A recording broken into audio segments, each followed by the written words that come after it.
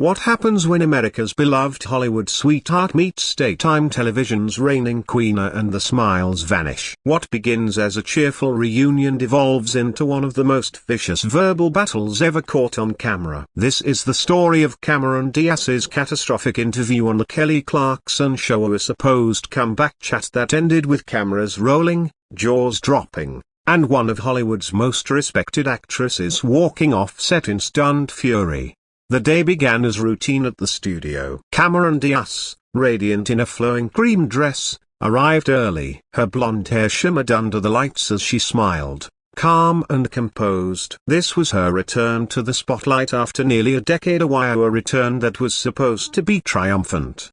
Behind the scenes, the energy was positive. Assistants offered coffee. Makeup artists chatted about her upcoming projects. It all felt right. And then Kelly Clarkson entered. She strode into the green room in a blood-red blazer, radiating charisma, but something in her eyes flickered cold. Her smile was practiced, her voice sugary. "Cameron, darling, so good to see you." Cameron stood to greet her, catching the faint scent of designer perfume mixed with something sharper, ambition. "Kelly, thanks for having me," she replied, graciously. But the chill had already set in. Kelly leaned into her first remark like a serpent testing the water. "So broken bar this comeback. You were gone for, what, 8 years? That's a lifetime in Hollywood." Cameron blinked. "I wouldn't say gone here. I focused on my family, on personal growth." But Kelly wasn't done. "Right, it's just a broken bar. Interesting how some people step away and expect the industry to wait for them." Then it was the first bob on set. The audience clapped warmly as the cameras rolled. Kelly beamed, her tone all syrup and smiles. "I'm here with the absolutely stunning Cameron Diaz." Cameron smiled back, though something inside her was already shifting. "Let's talk about your return," Kelly said, then dropped the bomb. "Some people say you abandoned your fans at the height of your career." Cameron's smile faltered. "I chose to focus on family. My fans have always understood that." "Did they though?" Kelly pressed, grinning too wide. "Some might call that selfish." 2 minutes in, and the claws were out. Cameron tried to remain composed. "Being a present mother was my priority." Kelly tilted her head. "Other actresses manage both.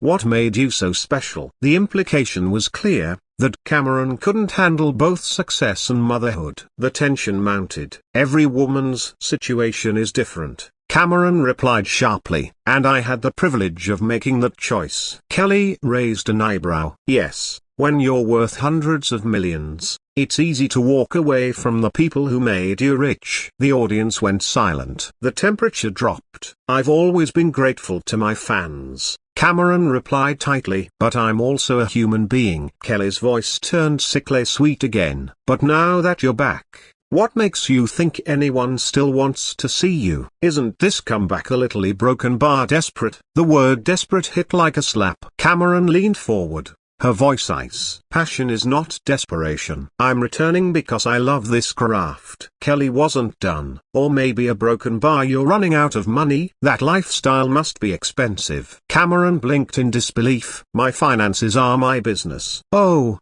but they're relevant," Kelly said, eyes flashing.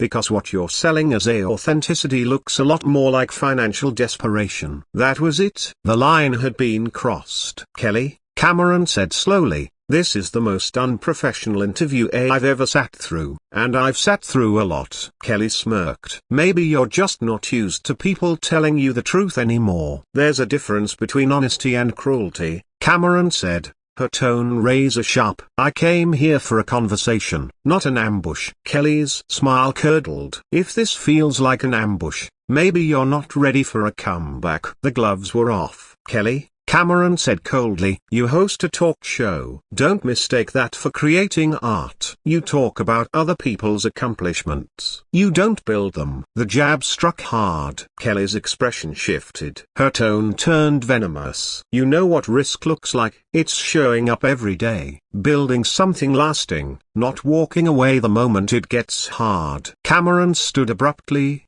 her chair scraping behind her. "You know what I think? You're jealous, not because I left her but because I could. I had the freedom, the success, the power to choose. And that terrifies you." Kelly stood too, face flushed. Jealous of someone who peaked 20 years ago and is clawing back to relevance? I think you're jealous of someone who chose family over fame. Cameron snapped back. Someone who didn't sell her soul to stay in the spotlight. Kelly's voice dropped, trembling with fury. How dare you insult everything I've built?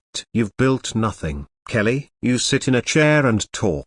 I built stories, characters, worlds. Don't dare call that the same. Gasps rippled through the audience. Cameras captured every second. I think you're a has-been, Kelly hissed. Hoping one movie will make people forget you left them. Cameron's response was icy calm. And I think you're a bitter woman who's never had a single original thought. You cling to others' success because you've never tasted your own. Get out, Kelly said, voice shaking. Get out of my studio. Cameron smiled, gladly. But as she turned to walk away, Kelly called after her. That's right, a runaway, just like you did with your career. Cameron stopped, slowly turned. Her voice cut like a scalpel. You want to know why I really left, Kelly? Because of people like you, smiling to your face, stabbing your back the second the red light comes on. Kelly sneered. Spare me. You left because you couldn't compete. Cameron stepped forward again,